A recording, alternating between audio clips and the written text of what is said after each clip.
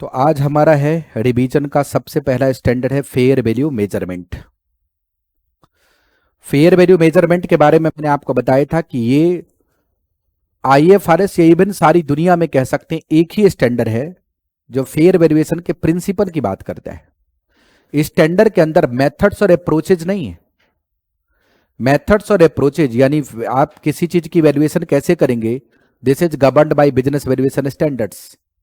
But जो principles होगा, concepts होगा, वो कॉन्सेप्ट स्टैंडर्ड के अंदर प्रिस्क्राइब्ड है। तो इस ये स्टैंडर्ड आपको फेयर वैल्यूएशन के मेजरमेंट के तरीके बताएगा।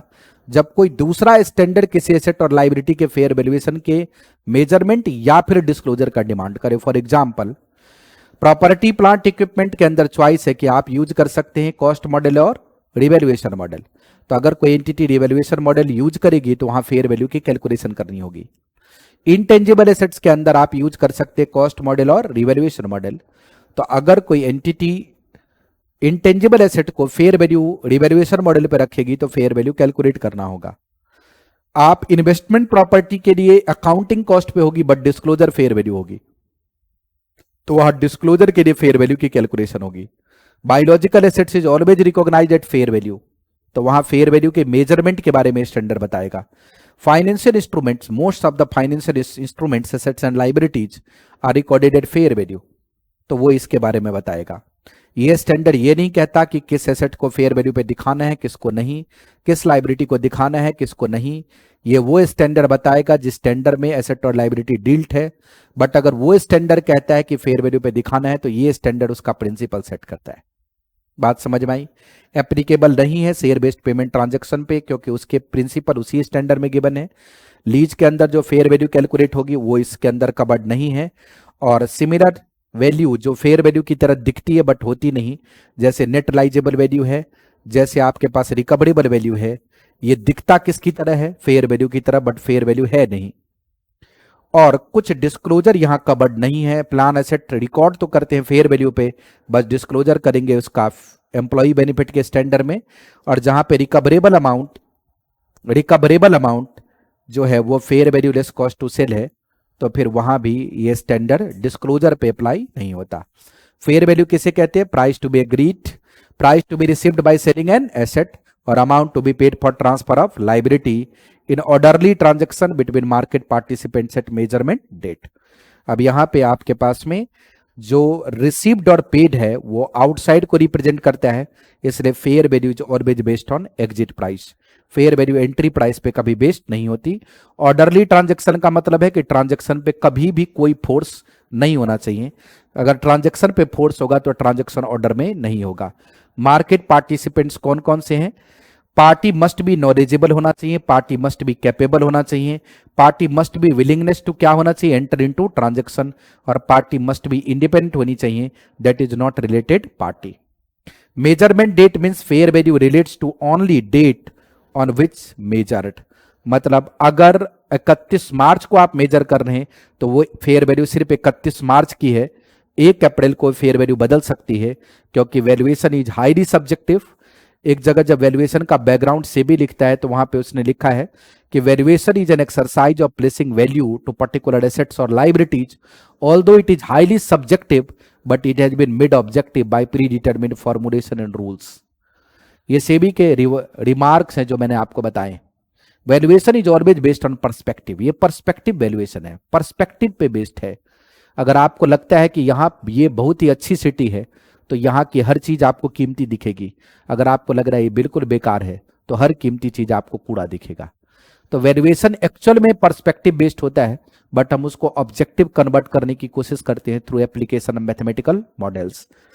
मेजरमेंट डेट के ऊपर ही वैल्यूएशन करेंगे, क्योंकि आगे सिचुएशन चेंज होगी तो वैल्यूएशन भी क्या हो जाएगी? Change. Asset liability specific fair value. अगर मैंने आपको एक पॉइंट बताया था कि अगर एसेट का कोई रिस्ट्रिक्शन है, यानी एसेट स्पेसिफिक रिस्ट्रिक्शन है, तो फेयर वैल्यू में कंसीडर होगा। बट अगर एंटिटी स्पेसिफिक रिस्ट्रिक्शन है तो फेयर वैल्यू में कंसीडर नहीं होगा। जैसे प्राइवेट कार है, मैंने खरीदी है, मैं आपको बेचूंगा तब भी वो प्राइवेट ही रहेगी, और आप इनको बेच देंगे तब भी वो क्या रहेगी? प्राइवेट। तो जो एसेट स्पेसिफिक रिस्ट्रिक्शन एसेट के साथ मूव करता है, but entity specific restriction asset के साथ मूव नहीं करता, क्योंकि एंटिटी बदल जाएगी तो रिस्ट्रिक्शंस खत्म हो जाएंगे। इसलिए entity specific restriction is not considered in measurement of fair value, but asset specific restriction is considered. उसके बाद हम आ गए थे दोस्त unit of account. This standard does not suggest what unit of account one should take while measuring fair value, but unit of account वो standard बताएगा जो स्टैंडर्ड फेयर वैल्यू रिक्वायर्ड करता है। यूनिट ऑफ अकाउंट का मतलब होता है वो नंबर जिसको मल्टीप्लाई करके आप वैल्यू निकालेंगे। मतलब this standard is specifically built up on price not on units, क्योंकि इकोनॉमिक्स के अंदर वैल्यू का मेजरमेंट कैसे करते हैं, यूनिट्स मल्टीप्लाइड बाय प्राइस। तो ये स्टैंडर्ड प्राइस को डिनोट करता है, यूनिट्स को डिनोट नहीं करता। हाउएवर ये गाइडेंस जरूर देता है कि यूनिट ऑफ अकाउंट आपको इंडिविजुअल या कंसोलिडेटेड रखना चाहिए। मैंने एग्जांपल दिया था, अगर आपने 10,000 शेयर में से 9,000 खरीद लिया है तो वैल्यूएशन के लिए आपको पर यूनिट लगाने की जरूरत नहीं है, क्योंकि आपके पास कंट्रोलिंग इंटरेस्ट है, आप बिजनेस वैल्यूएशन का प्रपोर्शन कर सकते हैं। बट अगर आपने 1,000 खरीदा है तो वहां पे आपका कंट्रोल नहीं आएगा और वहां पे आप यूनिट को मल्टीप्लाई करके वैल्यूएशन कैलकुलेट करेंगे। This is what the guidance given for selection of unit of account under Ind AS 113। मेरी बात समझ में आ रही है? प्रैक्टिकल चीज को एनालाइज करना पड़ेगा यूनिट ऑफ अकाउंट को सिलेक्ट करते समय। जैसे मैंने आपको एग्जांपल दिया कि अगर कोई डेयरी हर्ड है, मतलब कोई कंपनी है जो डेयरी फार्म चलाती है, उसके पास 10,000 काऊ है, तो डेयरी हर्ड की वैल्यूएशन करनी पड़ेगी, हर काऊ की वैल्यूएशन पॉसिबल नहीं है। इफ आपके पास अगर सेब के बगीचे हैं, वहां पे हजारों ट्री लगे हुए सेब के, तो हर ट्री की वैल्यूएशन करना पॉसिबल नहीं है, इसलिए वहां फार्म की वैल्यूएशन होगी। अगर आपके पास 500 एकड़ की जमीन है जिसपे ऊपर व्हीट लगी है, तो आप हर व्हीट के पौधे की वैल्यूएशन नहीं कर सकते, इसलिए आपको वैल्यूएशन किसकी करनी होगी, फार्म की। अगर आपके पास फैक्ट्री है तो आप लैंड बिल्डिंग, फैक्ट्री के लैंड, फैक्ट्री के बिल्डिंग और फैक्ट्री के प्लांट की अलग वैल्यूएशन करना टेक्निकली पॉसिबल नहीं है, इसलिए आप कैश जनरेटिंग यूनिट का वैल्यूएशन करेंगे। तो डिपेंड करेगा सिचुएशन और सर्कमस्टांसेस क्या है। वैल्यूएशन के जो प्राइस आप लेते हैं, price should be taken from principal market. किस मार्केट से? Principal market. Principal market is the market with greatest level of activity, जहां पे लिक्विडिटी सबसे ज्यादा है उसको क्या बोलेंगे, principal market. Most advantageous market is the market with highest level of realization. अगर प्रिंसिपल मार्केट अवेलेबल नहीं है तो आप मोस्ट एडवांटेजियस मार्केट ले सकते हैं। यस और नो? ट्रांजैक्शन प्राइस आप कंसीडर नहीं करेंगे क्योंकि वो एसेट लाइबिलिटी का फीचर्स नहीं है, बट ट्रांसपोर्टेशन प्राइस आप जरूर कंसीडर करेंगे क्योंकि वो एसेट लाइबिलिटी के फीचर्स हैं। Transportation will change the value of asset, क्योंकि valuation of asset depends upon what, valuation of asset depends upon location, situation and condition. Transportation change the location of the asset. आप transportation से asset का location बदल सकते हैं, इसलिए transportation cost asset liability का situation बदलता है, इसलिए फेयर वैल्यूएशन में कंसीडर करते हैं। But transaction cost asset liability के सिचुएशन में चेंज नहीं लाता, इसलिए उसको हम एडजस्ट नहीं करते। While calculating most advantageous price net selling price, आप वहां पे ट्रांजैक्शन कॉस्ट और ट्रांसपोर्टेशन दोनों घटाएंगे, but while measuring fair value only transportation cost is adjusted, transaction cost is ignored. Yes और नो? आगे बढ़िए।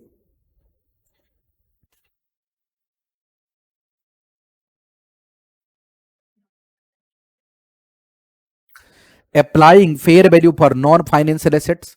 Non-financial assets are those which are not based on contract. अगर आपके पास प्रॉपर्टी है तो वो उस मेरी लाइबिलिटी नहीं है। आप सुबह सुबह मुझे कहने आगे मेरे पास बिल्डिंग है 200 करोड़ की, तो मैं क्या करूं? कोई कॉन्ट्रैक्ट तो नहीं। इसलिए नॉन फाइनेंशियल एसेट वो होता है जो कॉन्ट्रेक्चुअल नहीं है। और नॉन फाइनेंशियल एसेट चाहे प्रॉपर्टी, प्लांट, इक्विपमेंट हो, चाहे इंटेंजिबल एसेट्स हो, चाहे आपके पास में इन्वेस्टमेंट प्रॉपर्टीज हो या बायोलॉजिकल एसेट्स हो, ये सारे के सारे नॉन फाइनेंशियल एसेट्स हैं। और ये स्टैंडर्ड कहता है नॉन फाइनेंशियल एसेट्स की जो मेजरमेंट होगी वो होगी highest and best use principle पे। Highest and best use principle must be physically possible, financially feasible and legally permissible. ये तीन चीजें आपको हमेशा ध्यान रखनी है। अगर ये चीज होगी तो आपको हर ऑल्टरनेट की वैल्यूएशन निकालनी है, और जो सबसे ज्यादा वैल्यू निकलेगी हम टेक्निकली उसी को फेयर वैल्यू मान लेंगे।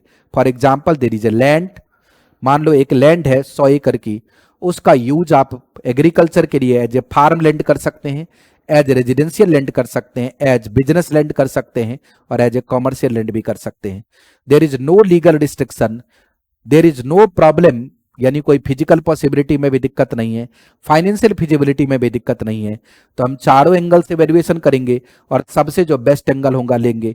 बट यहाँ पे इस चीज का ध्यान रखना है कि कॉमर्शियल जो उसका यूज है वो सबसे ज्यादा वैल्यू जनरेट करेगी, इसलिए commercial use will be probably the highest and best use.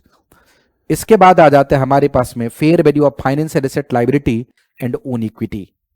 मैंने आपको बताया था कि अगर इक्विटी और लायबिलिटी आपके एसेट्स हैं और वो कोटेड है तो आप कोटेड प्राइस लेंगे।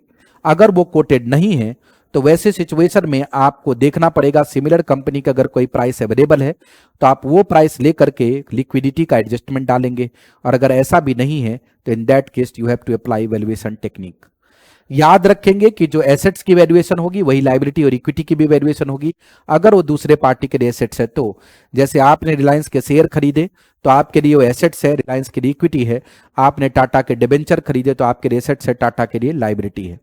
तो जो वैल्यूएशन आपकी होगी वही टाटा की होगी। इवन दो बोर्ड का ये मानना है कि there is a quite liquidity difference between holder and issuer. आप कभी भी बेच सकते हैं डिबेंचर अगर आपने खरीदा और लिस्टेड है तो, बट टाटा तो तभी रिडीम करेगी जब इसका ड्यू डेट आएगा।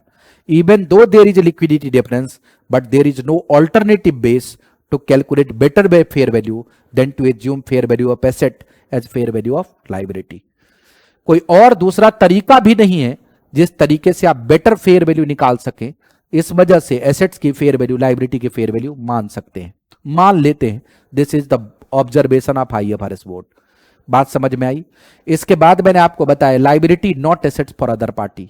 अगर कोई लायबिलिटी दूसरे पार्टी के लिए एसेट्स नहीं है, लायबिलिटी दूसरे पार्टी के लिए क्या है, एसेट्स नहीं है, तो वैसे केस में वो सिर्फ प्रोविजनल लायबिलिटी हो सकती है। फॉर एग्जांपल डीकमिशनिंग लायबिलिटी, वहां पे आप डिस्काउंटेड कैश फ्लो मॉडल लगा के प्रेजेंट वैल्यू पे मेजरमेंट करेंगे।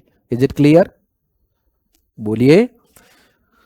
Net basis valuation offsetting position, मैंने आपको बताया था वैसे all assets and liabilities should be measured on gross basis. However if there is contract that can be settled net or the contract is managed as part of portfolio, in that case आप net position को भी fair value कर सकते हैं। मतलब if asset is more than liability then valuation is based on asset, if liability is more than asset then valuation is based on liability, but these situations are extremely rare. In normal situation each asset and each liability shall be measured at fair value separately, not on the basis of net position.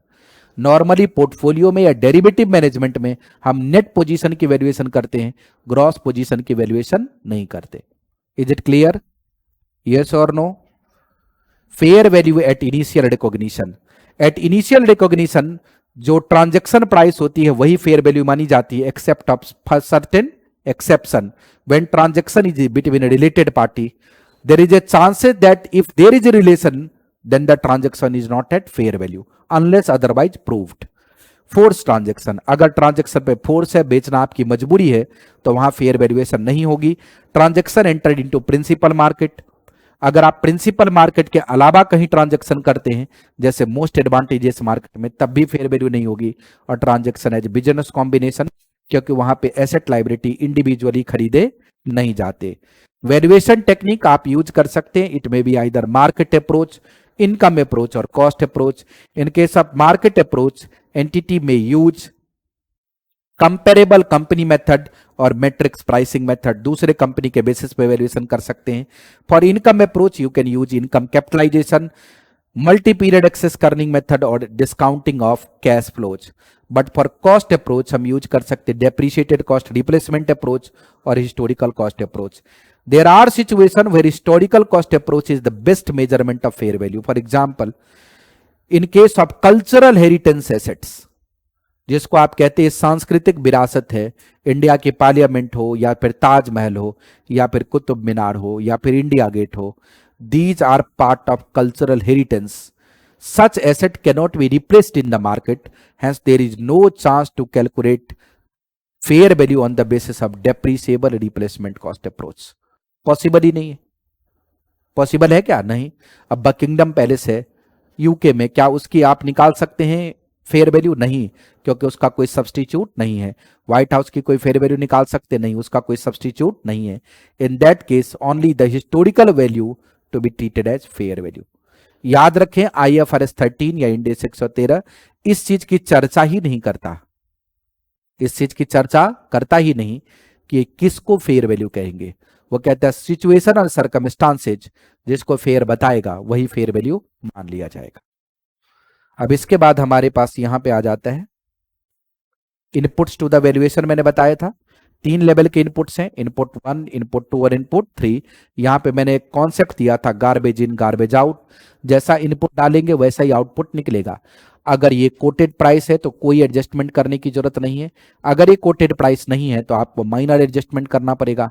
और अगर similar, अगर asset liability की value available है तो, और अगर similar asset liability की value available नहीं है तो वैसे सिचुएशन में you have to use valuation technique. While calculating fair value, there must be situation कि आप ऑब्जर्वेबल डेटा को मैक्सिमाइज करेंगे और अनऑब्जर्वेबल डेटा को क्या करेंगे, मिनिमाइज। ये बात आपको क्या रखनी पड़ेगी, ध्यान। बात समझ में आई? तो ये जो स्टैंडर्ड है उसका जो प्रिंसिपल्स था वो यही है समराइज पॉइंट ऑफ व्यू से। बट इसके ऊपर हमने कुछ क्वेश्चंस भी किए थे। मैं एक बार कुछ इंपॉर्टेंट क्वेश्चन आपके साथ डिस्कस कर देता हूं। हमारा पहला क्वेश्चन ये कह रहा था कि आपके पास में एक लैंड है और वो लैंड आपने बिजनेस कॉम्बिनेशन में लिया है, currently developed for industrial use at factory site, although land current use is presumed to be the highest and best use unless the other market factors suggest a different basis. Company J consider the fact that nearby sites have recently been developed for residential use as high-rise apartments. On the basis of that development and recent zoning, and after change up to facilities that development, Company J determined that land currently used as factory site could be developed as residential site. तो यहाँ पे आपको factory और residential दोनों की अलग अलग valuation निकालनी पड़ेगी और जो बेस्ट होगी वही फेयर वैल्यू मानी जाएगी। नॉर्मली रेजिडेंशियल बेस्ट ही होगी और उसी पे फेयर वैल्यू कैलकुलेट होगी। तो ये बात मैंने आपको समझाई था। दूसरी बात क्या थी, एक वैल्यूएशन कह रहे हैं नॉर्मली एक कंपनी है जहां पे आपने कितना परसेंट शेयर खरीद रखा है, 5%। कितना है, 5। और उस कंपनी की जो इक्विटी 10 करोड़ का आपने खरीदा था। Company preparing process and assessing fair value, और यहां पे अगर आप ध्यान से देखेंगे तो आपके पास में प्रॉफिट कितना है दोस्त। क्वेश्चन कह रहा है the ABC limited identified similar nature of transaction with PQR 20% equity share for 60 crore. The price of the transaction was determined on the basis of comparable company, मतलब दूसरे कंपनी के बेसिस पे आप करेंगे। एंटरप्राइज वैल्यू EBIDTA कितना था, 8, और आपके पास में करेंट प्राइस कितनी है, 40 करोड़। तो 40 करोड़ इंटू 8, 320 करोड़ वैल्यूएशन निकल आई आपकी। यस और no? At the time of acquisition the valuation was determined. चूंकि जिस कंपनी से आप कंपेरिजन कर रहे हैं वो कंपनी लिस्टेड है, तो लिक्विडिटी का कितना डिस्काउंट मांग रहे हैं, 5%। और नॉन कंट्रोलिंग स्टेक यानी आपके पास कम स्टेक है उसका कितना डिस्काउंट मांग रहे हैं, 5%। तो टोटल डिस्काउंट कितना लग जाएगा, 10%। और जो वैल्यू बनेगी उसको आप नंबर से डिवाइड करके फेयर वैल्यू निकाल देंगे। अगले क्वेश्चन में ये था कि आपके पास में एक लैंड है, DS limited hold some vacant land which के यूज इज नॉट डिटर्मिनेबल। अभी तक आपको नहीं पता उसका क्या करना है। Area the city where lot of commercial complex are coming and are is no legal restriction to convert the land into commercial land। कोई रिस्ट्रिक्शन भी नहीं, जब मर्जी तब आप लैंड को किस पे कर ले, कमर्शियल लैंड। तो अगर कमर्शियल लैंड की आप valuation, the company has classified the above property as investment property, it has approached you as an expert to valuation to obtain value of land for the purpose of disclosures. तो अब लेकिन यहां क्या लिखा है, company is not interested in developing the land as commercial complex. Company interested नहीं है, लेकिन मैंने बोला था ये एंटिटी स्पेसिफिक रिस्ट्रिक्शन है, एसेट स्पेसिफिक रिस्ट्रिक्शन नहीं है, इसलिए valuation is based on commercial complex. आप इंटरेस्टेड नहीं है ना, कोई और खरीदेगा तो इंटरेस्टेड होगा, इसलिए यहां पे कमर्शियल यूज के बेसिस पे ही लैंड की वैल्यूएशन करेंगे। बात समझ में आई, हाँ या ना? अगला आ रहा था हमारे पास में एक प्राइवेट कंपनी है, उसने शेयर की फेयर वैल्यूएशन की है दूसरे कंपनी के शेयर के प्राइस के बेसिस पे। तो लेवल 2 इनपुट हो गया, और अगर उसके पास वो भी ना होता, वो टेक्निक यूज करती, तो लेवल 3 इनपुट हो जाता। इसके बाद ये वाला क्वेश्चन था, ये था आपका liability not asset for another party. इसके लिए आपने कैलकुलेट किया था कि हम किस तरीके से कैलकुलेशन करेंगे। तो फ्यूचर कैश फ्लो आपको प्रोजेक्ट करना पड़ेगा।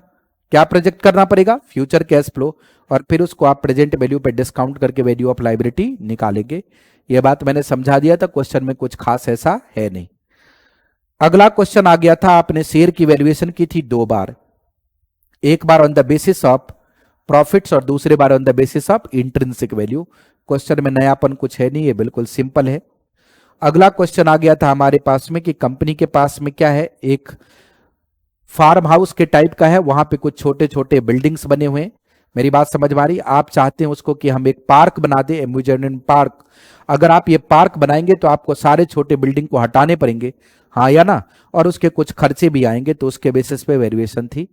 इसमें अलग अलग पॉइंट्स आपने चेक कर लिया था, रीडिंग लगानी थी।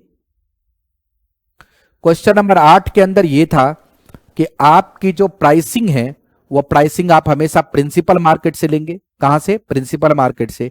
यहां पे अकाउंटेंट कंफ्यूज था कि प्रिंसिपल मार्केट लें या मोस्ट एडवांटेजियस। वो चाह रहा था मोस्ट एडवांटेजियस ले लें, जबकि वैल्यूएशन किसके ऊपर होगी? प्रिंसिपल मार्केट के ऊपर। अगले क्वेश्चन में आपके पास फेयर वैल्यू निकालनी थी। जो मार्केट प्रिंसिपल मार्केट होगा उससे फेयर वैल्यू निकालेंगे। अगर कोई मार्केट प्रिंसिपल मार्केट नहीं है तो फिर वहां पे मोस्ट एडवांटेजियस मार्केट में आप फेयर वैल्यू निकाल देंगे।